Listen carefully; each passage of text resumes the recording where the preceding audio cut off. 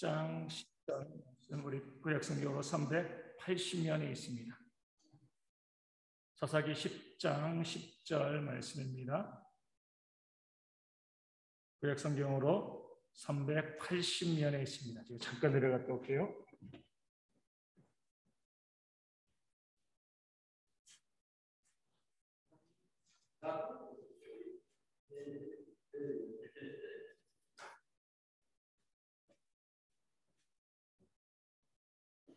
사사기 10장 10절 말씀 제가 읽어드리겠습니다. 이스라엘 자손이 여호와께 부르짖어 이르되 우리가 우리 하나님을 버리고 바알들을 숨김으로 주께 범죄하였나이다 하니 아멘. 입다사사의 이 말씀 가운데 나와 있는 거죠.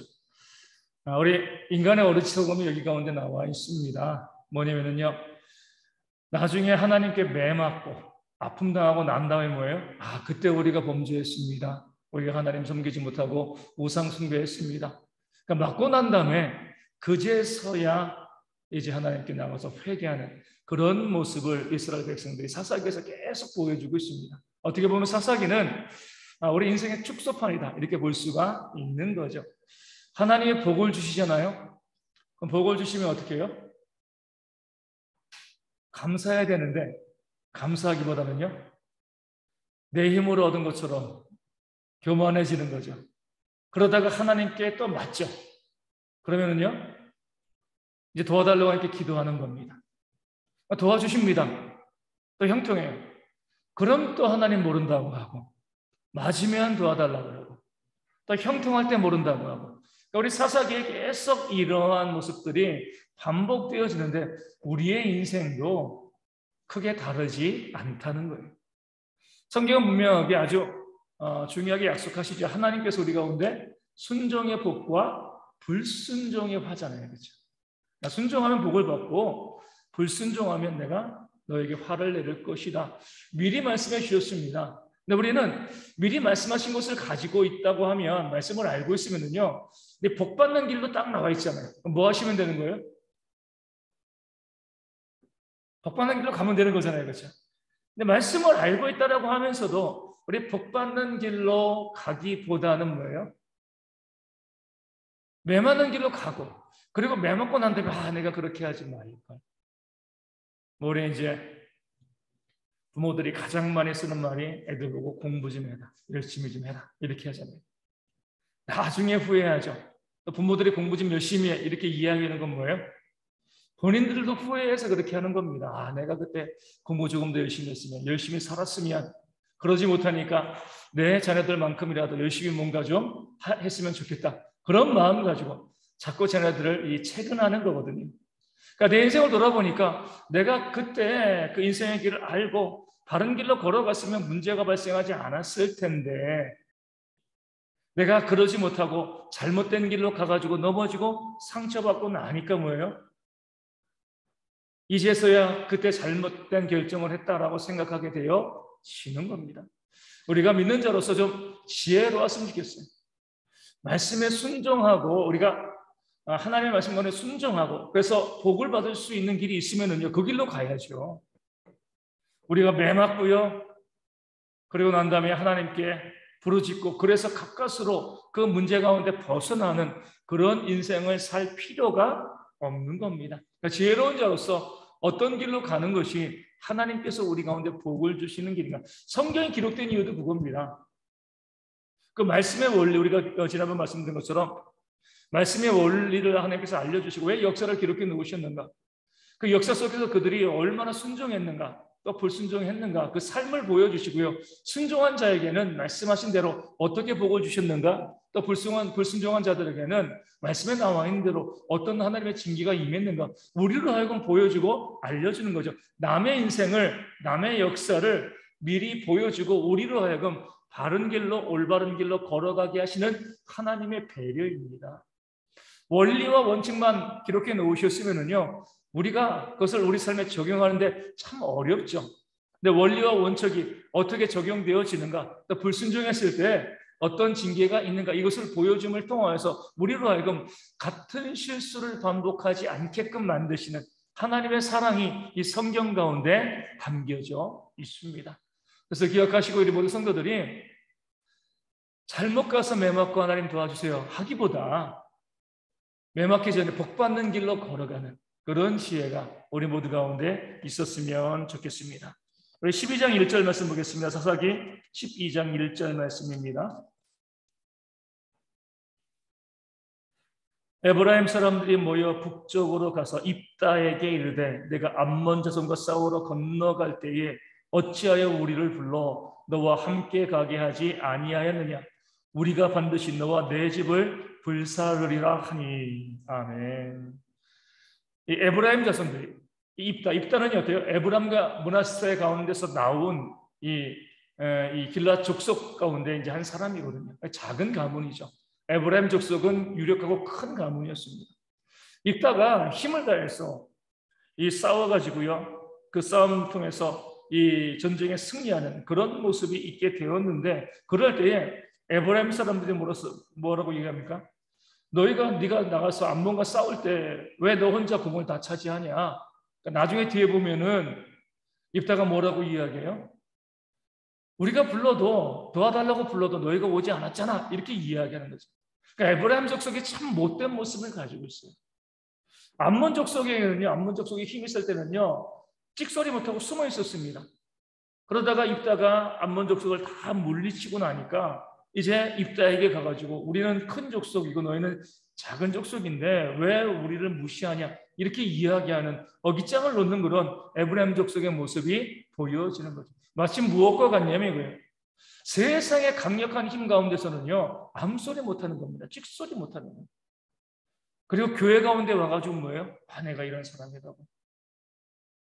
교회 가운데 와서 또 무시하고 멸시하고 세상에서는 그냥 아무 소리 못하다가 교회 가운데 와서 자기를 드러내고 자기를 자랑하는 그런 모습이 이 에브라임 족속의 모습과도 같은 거죠. 교회 가운데 보면 없지 않아 그런 분들이 있습니다. 세상에서는요, 직장에서는 이웃 사회에서는 아무 말도 안 해요. 그냥 눈치 보며 살다가 교회에 와가지고 자꾸 사람들이 섬겨주니까 내가 무엇인가 된 것처럼 생각을 해 나가면서 사람들을 무시하고 멸시하고 에브라임처럼 자기를 높이는 그런 사람들이 있습니다. 믿는 사람들은요, 정반대가 돼야 돼요. 교회에서는 정말 섬기는 자의 모습으로 가고요, 세상에서는 주눅들지 말아야죠. 그렇죠?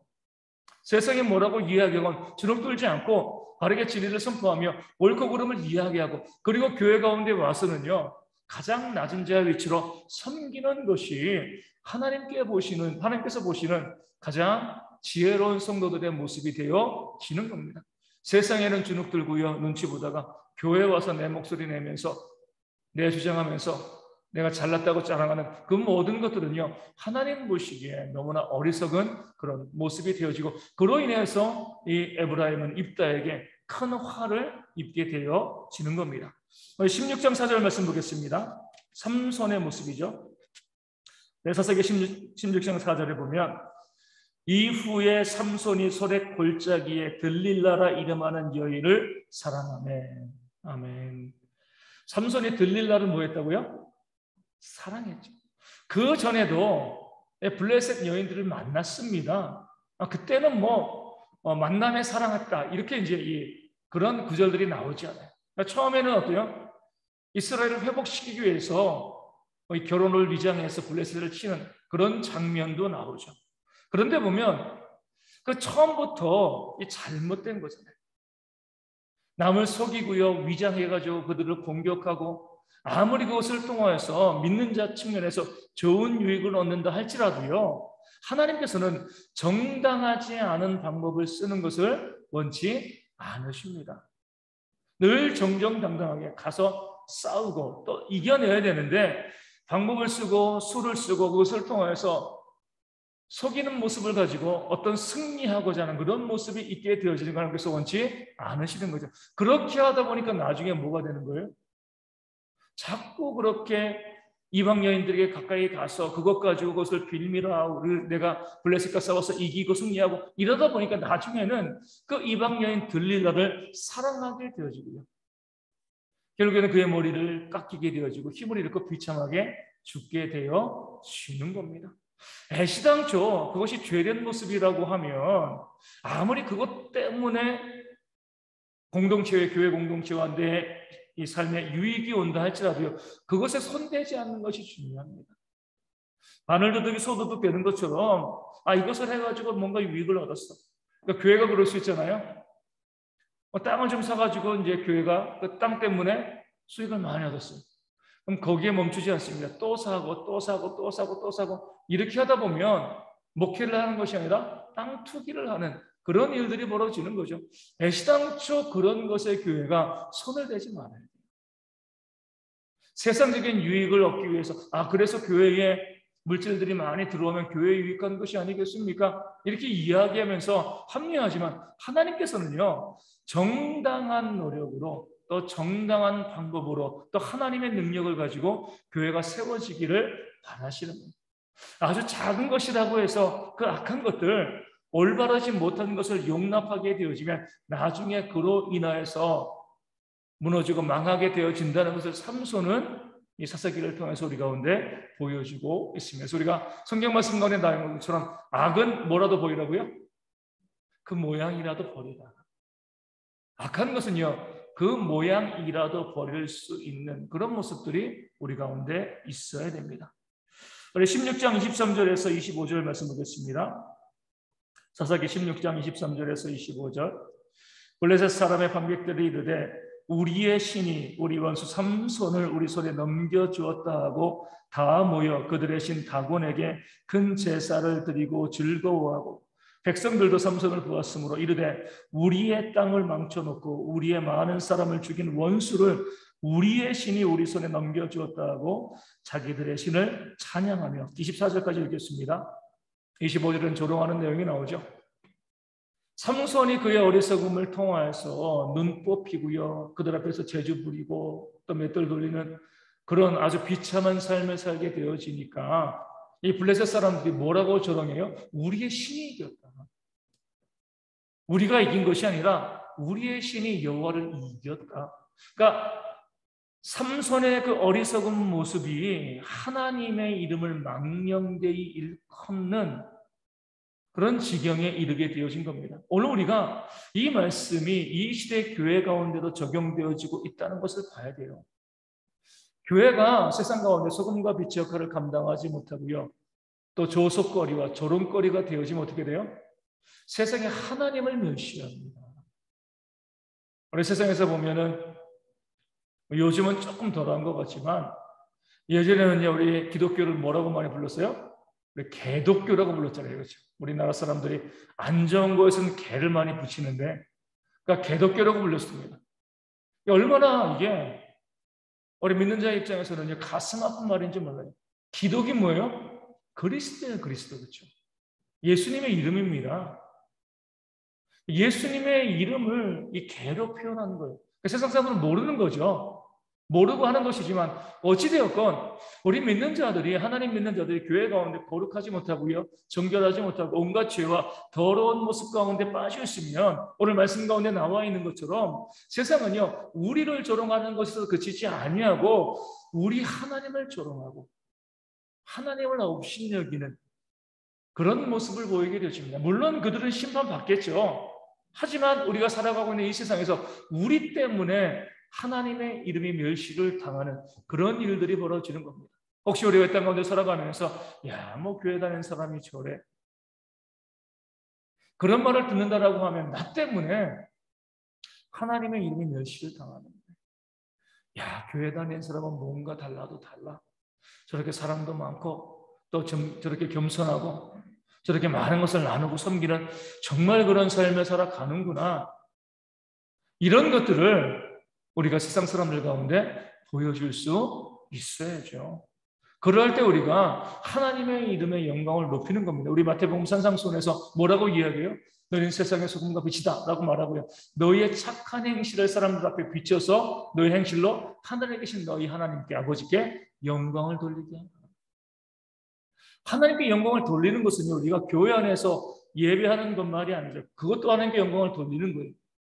이 세상 가운데 가서 믿지 않는 많은 사람들 가운데서 우리의 착한 행실, 선한 삶을 살아갈 때 그 모습으로 믿지 않는 자들도 비록 그들은 안 믿어도요 하나님께 영광을 돌리게 하는 것이 우리 믿는 자들의 삶의 모습이 되어야 하는 줄로 믿습니다.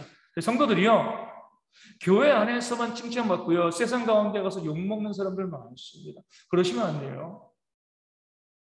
교회 안에서도 칭찬받고요 세상 가운데서도 뭐예요? 칭찬받아야 됩니다. 사도행전 2장에 보면 초대교회 부흥의 중요한 원인이 뭐예요? 또 온 백성에게 칭송을 받으니 주께서 날마다 구원받는 자를 더하게 하십니다. 모든 이 온 백성은요 교회를 대적하는 자들까지 다 포함하는 거예요. 그런 사람들도 성도들의 삶을 보면 칭찬할 수밖에 없는 거죠. 이것이 바로 우리의 삶의 모습이 되어야 돼요. 믿지 않은 주변 사람들이 우리를 보고 이 교회를 보면서 정말 칭찬하고 야, 이 동네에 교회가 있으니까 정말 좋다 이런 말을 할 수 있어야 돼요. 그러할 때 우리가 믿지 않는 자들의 입을 통해서 하나님께 영광이 올려지는 그런 역사를 경험하게 되어지는 겁니다. 삼손처럼 내 자신의 부족함과 연약함 때문에 하나님의 이름까지 멸시당하는 그런 일들을 우리가 만들면 안 되는 것입니다. 17장 13절 말씀 보겠습니다. 사사기 17장 13절 말씀. 이에 미가가 이르되 레위인이 내 제사장이 되었으니 이제 여호와께서 내게 복 주실 줄을 아노라 하니라. 아멘. 착각이죠. 레위인을 우상을 만들어 놓고요. 우상의 신전에 자기의 신전이죠. 거기에 제사장으로 삼았어요. 목사님이 계시니까 당연히 내가 복 받겠지 뭐.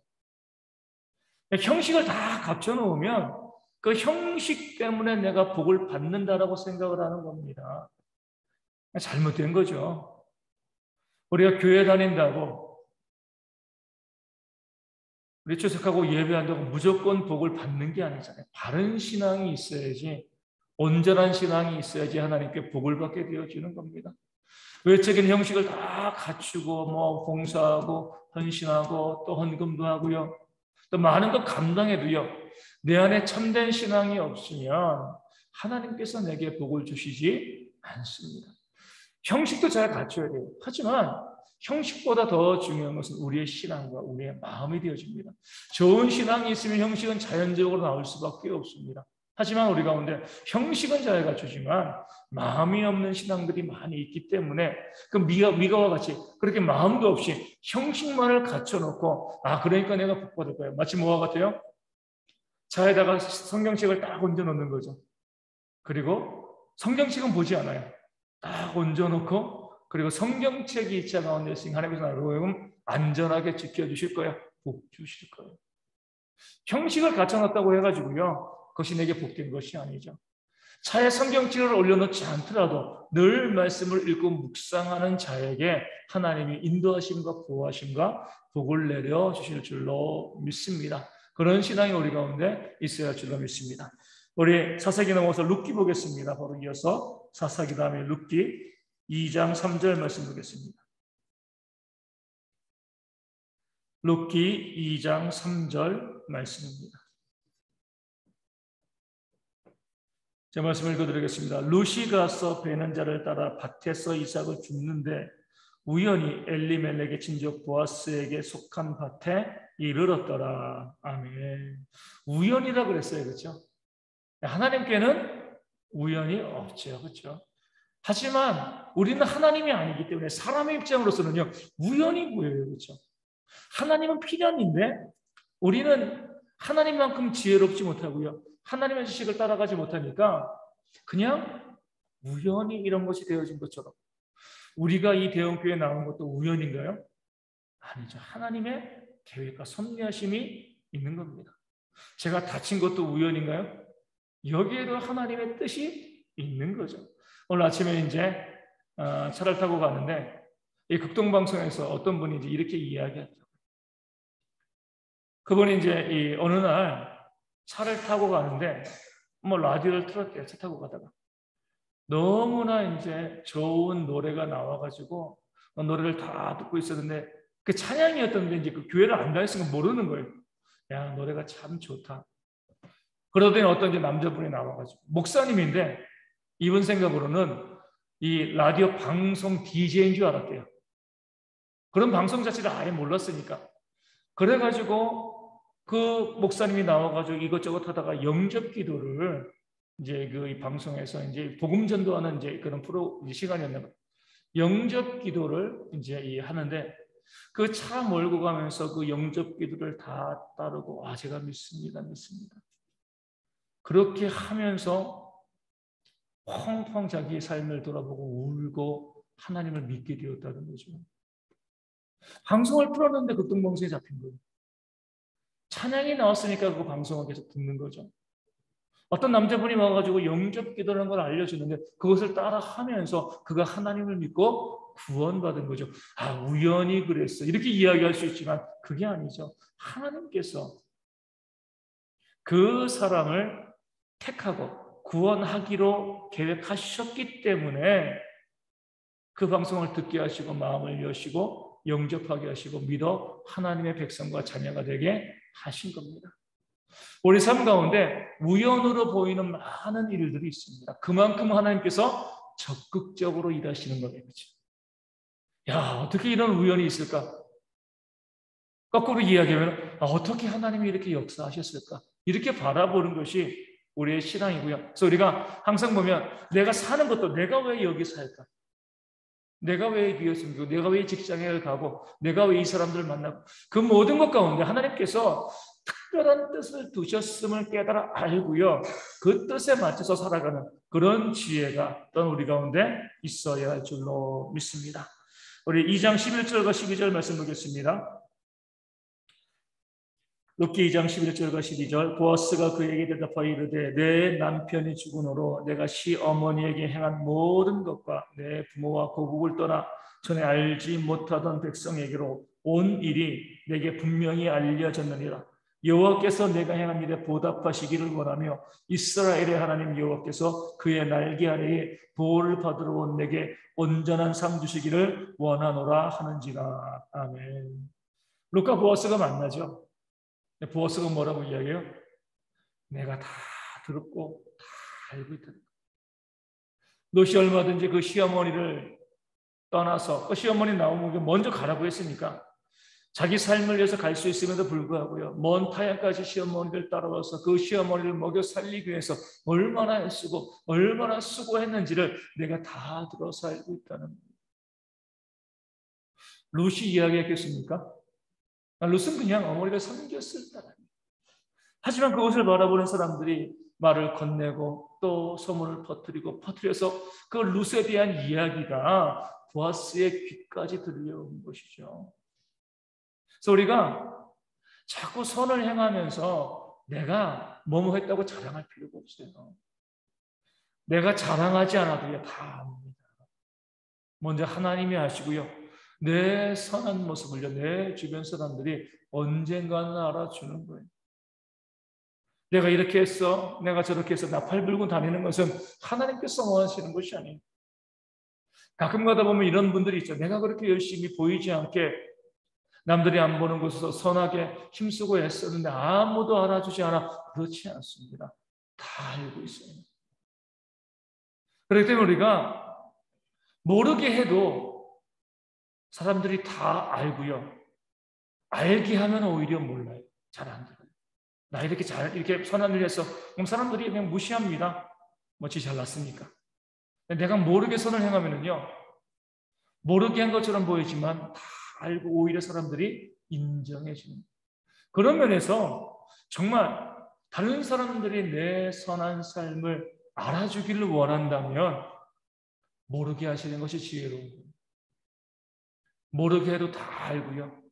거기에 따라 하나님께서 주시는 은혜와 복이 우리 가운데 있습니다. 저희 교회 가운데서 헌신하고 수고하는 많은 모습들이 있는데 보면 정말 많은 분들이요. 모르게 헌신하는 것들이 너무나 감사합니다. 먼저 하나님이 아시고 거기 보답해 주시고요. 또 그것이 언젠가 사람들에게도 알려져요. 내가 입 다물고 내가 알려주지 않아도 하나님이 알게 하십니다. 그로 인해서 복받게 하시는 거예요. 그 사실을 기억하시고 우리가 항상 모르게 묵묵히 헌신하고 나를 자랑하거나 드러내지 않는 그런 지혜로운 모습이 우리 가운데 있어야 줄로 믿습니다. 우리 3장 11절에서 13절 말씀 보겠습니다. 룻기 3장 11절에서 13절입니다. 그리고 이제 내 딸아 두려워하지 말라. 내가 내 말대로 네게 다 행하리라. 내가 현숙한 여자인 줄을 나의 성읍 백성이 다 아느니라. 참으로 나는 기업을 물을 자이나 기업 물을 자로서 나보다 더 가까운 사람이 있으니. 쭉 이제 이 말씀이 이어집니다. 이 룻은 보아스가 자신과 결혼해 주기를 바랬죠. 기업을 모르는 겁니다. 어떻게 하냐면 룻의 남편이 자녀가 없이 죽었잖아요. 그렇기 때문에 기업물을 보아스가 결혼해서 이제 이 룻과 결혼해서 자녀를 낳으면 그 자녀는 누구의 호적으로요? 룻의 죽은 나오미의 죽은 아들의 호적으로 올라가는 겁니다. 그러니까 기업을 모르는 거예요, 그렇죠? 그런 상황 가운데서 이 보아스가 봤을 때 자신은 나이 많고요. 룻은 그래도 아직도 젊은 여인이었습니다. 인간적으로 봤을 때는 뭐 얼굴이 예뻤는지 잘 모르겠어요. 어찌되었건 인간적인 모습으로 봤을 때는 이 젊은 여인에 대한 욕심이 보아스에게도 있었을 겁니다. 그럼에도 불구하고 보아스는 어때요? 절제하는 거죠. 내가 너에게 기업 물을 자가 많은데 나보다 순번이 앞선 사람, 더 가까운 친족이 있다. 그 사람에게 먼저 물어보고 그가 너와 결혼하여서 기업을 물으기를 원하면 네가 그 사람과 결혼할 것이고 그 사람이 기업 물을 권한을 행사하지 아니하면 그 다음엔 나고 그리고는 없으니까 내가 그 기업 물을 자의 권한을 행사하겠다. 욕심이 앞서게 되어지면은요 자꾸 법을 어기게 되어집니다. 그러면서 자기의 욕심을 추구하려는 거죠. 하지만 보아스는요 룻을 향한 좋은 마음 또 사랑하는 마음이 있어도요 먼저 무엇을 따지는 거예요? 법과 순서를 따지는 거죠. 거기에 맞춰서 일을 진행해 나가는 겁니다. 이런 모습들이 우리 믿는 자들 가운데 있어야 돼요. 우리 국가를 이끌어가는 사람들 보면 참 많은 문제들이 뭐예요? 우리 사람 인사가 만사라고 하잖아요. 사람들을 세울 때 아주 분명합니다. 그 일에 적당한 사람을 세우면 좋은데 항상 보면 어때요? 내 측근들, 내 친척들, 내가 아는 지인의 자녀들 그렇게 사람들을 세우게 되어지면은요 이 법보다 정의 앞서는 거죠. 이렇게 되어지면 국가가 혼란스러워질 수밖에 없습니다. 정말 우리가 링컨이라는 아주 탁월한 정치인이죠. 미국의 대통령이고 그 링컨은 어떻게 했어요? 대통령 되기 이전에 자기를 무시하고요 또 원숭이 닮았다고 놀렸던 그 사람을 그가 대통령이 되고 난 다음에 국무장관인가 국방장관인가 거기 임명한 거죠. 사람들이 놀란 거죠. 아니, 당신을 저렇게 무시하고 멸시하고 조롱했던 저 사람을 왜 그렇게 중요한 자리에 앉히는가? 그가 그 자리에 가장 적합한 사람이기 때문에 그렇다. 이게 믿는 자의 모습인 겁니다. 지금 보아스도 그런 모습을 보이고 있는 거예요. 절제하는 거예요.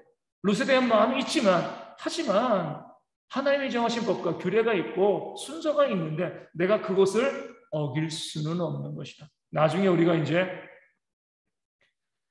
사무엘상 보면 엘리 제사장의 문제는 뭐예요?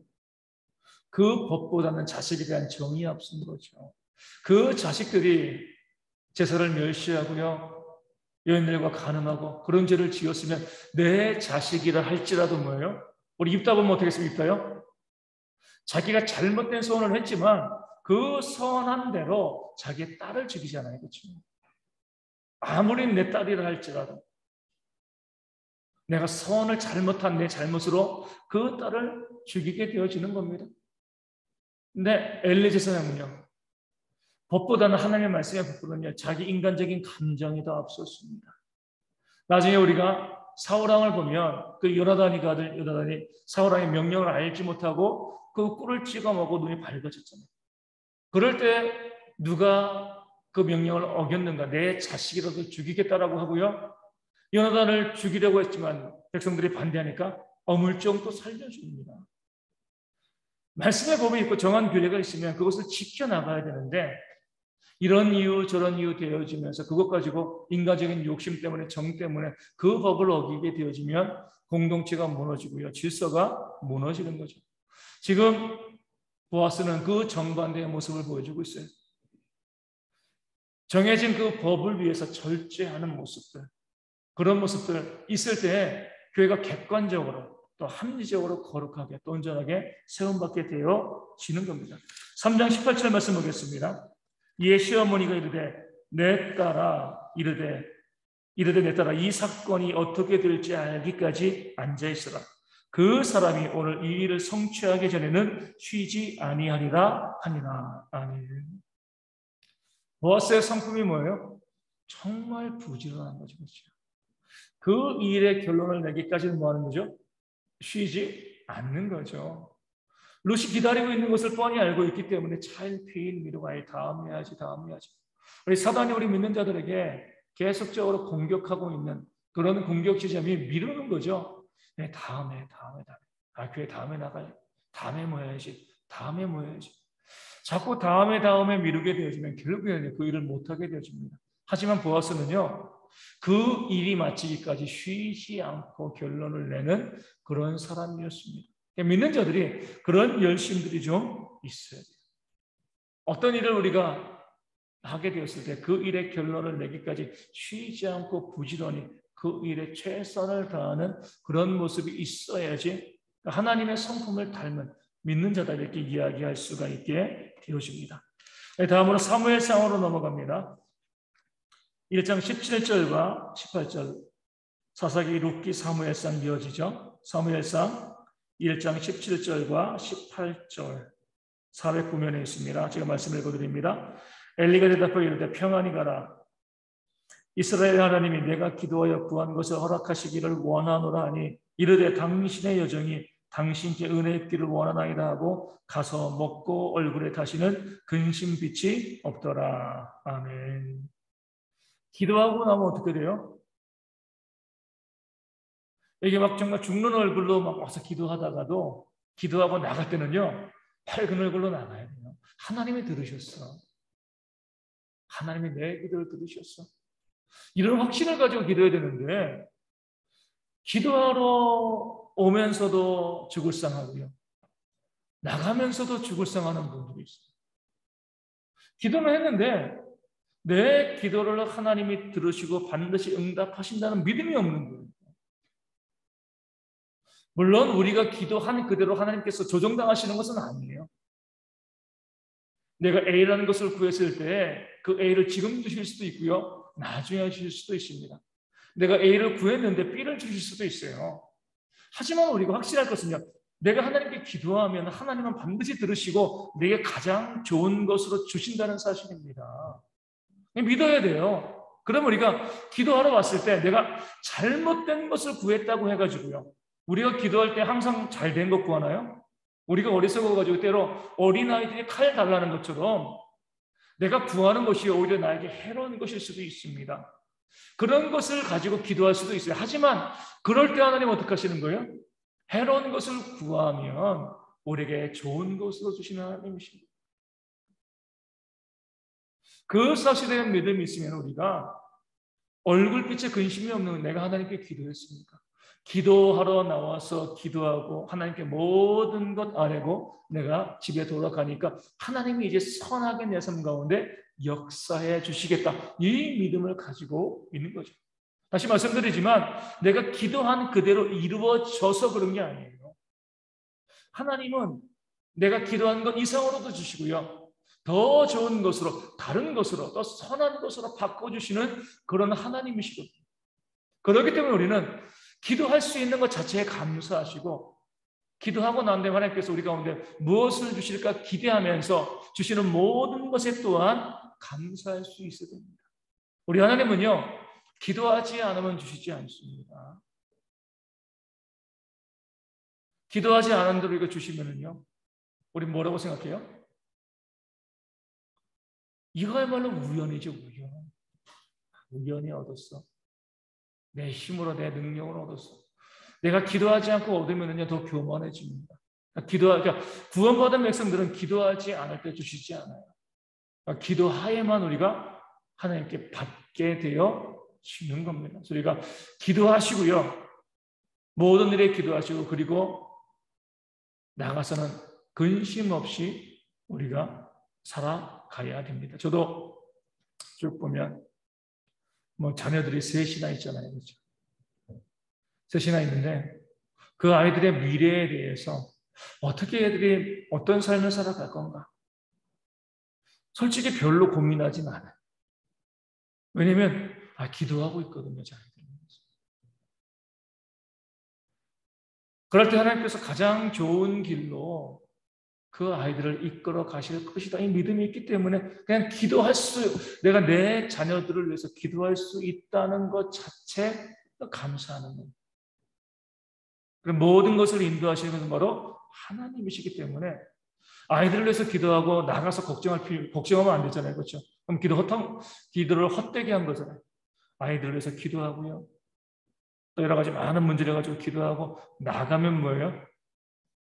우리 한나처럼 얼굴에 근심이 없는 거죠.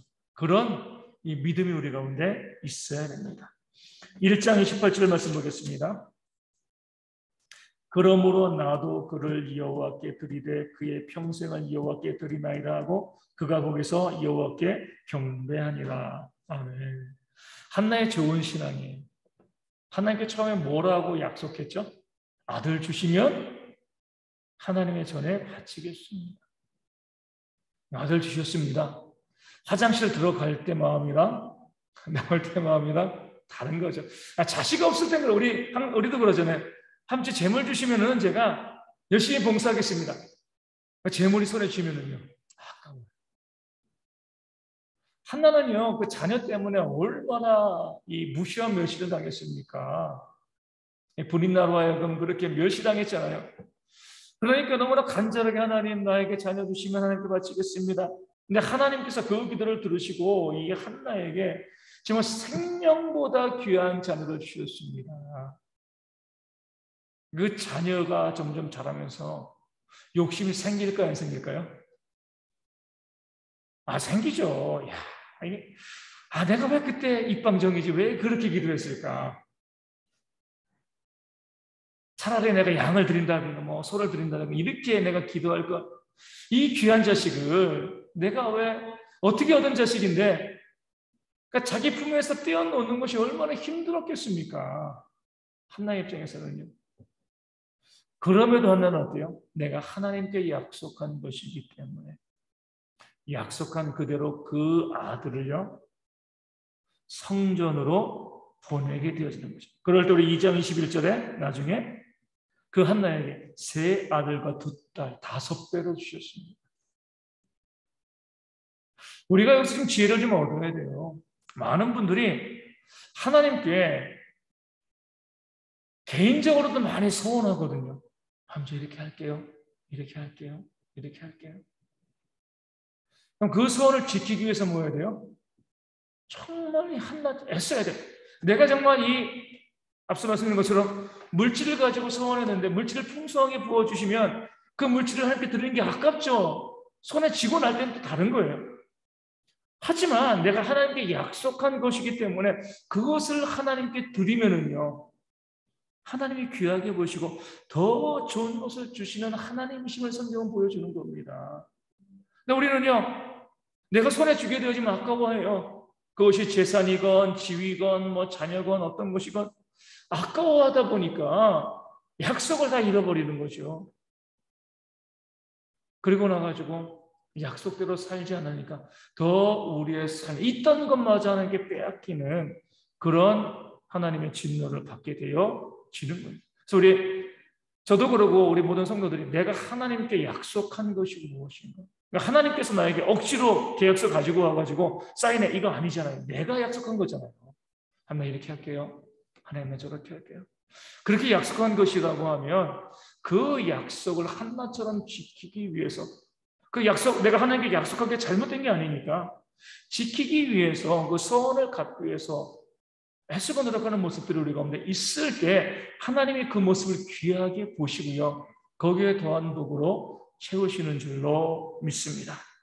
우리 2장 17절 말씀 보겠습니다.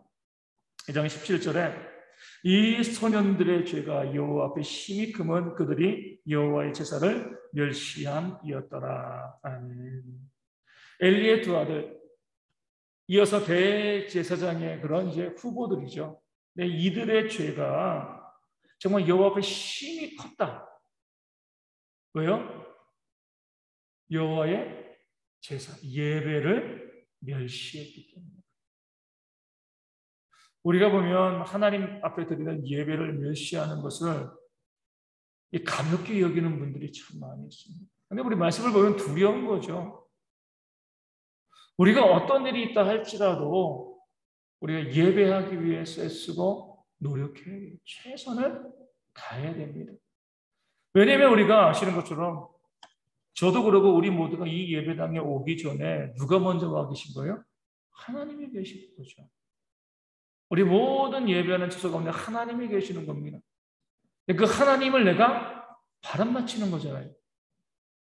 내가 그 예배 자리 가운데 내가 가지 않는 것은요, 하나님은 기다리고 계신데, 우리도 그러잖아요.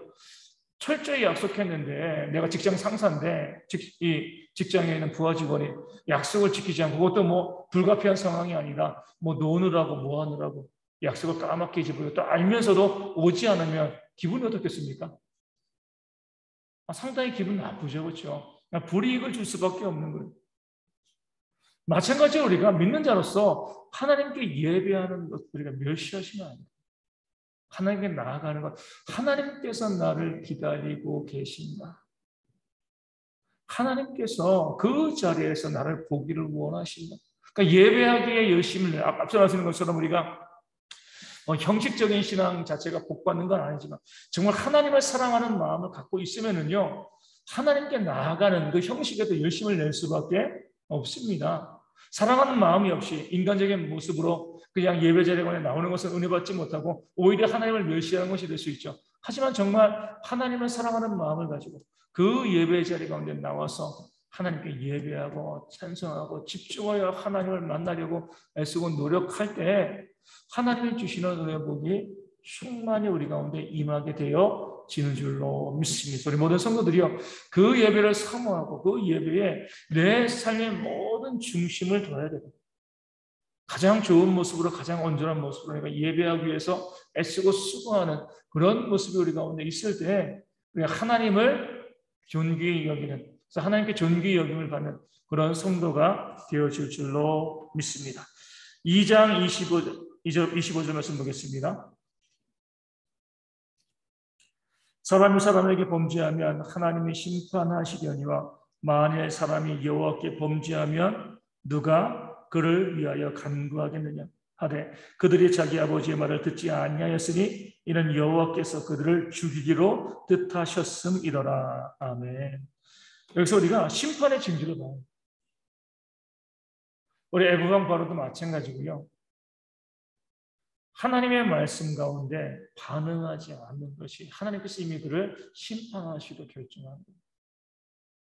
다른 사람의 말에 귀를 열지 않는 것, 충고를 받아들이지 않는 모든 것도 뭐예요?